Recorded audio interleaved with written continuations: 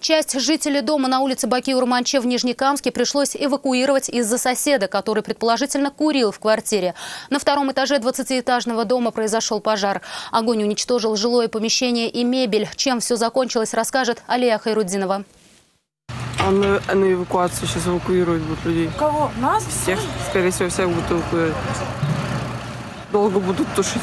Пока одни пожарные готовились тушить горящую квартиру, другие начали обходить этажи. Пожар начался утром, пока все спали. Некоторых пришлось будить, чтобы эвакуировать. Многие проснулись сами от запаха гари. Участники приехали, начали ломиться в дверь. Мы почти полуголые, грубо говоря, нас вытащили в подъезд, прям за руку. Ничего вообще не видно в подъезде. Вдоль стены, грубо говоря, мы шли, пока вот не вышли полностью на улицу.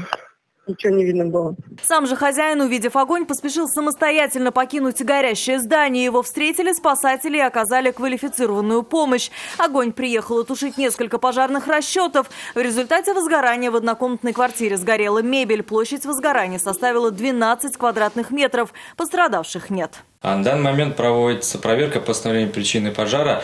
Одна из возможных причин – неосторожность при курении собственника квартиры.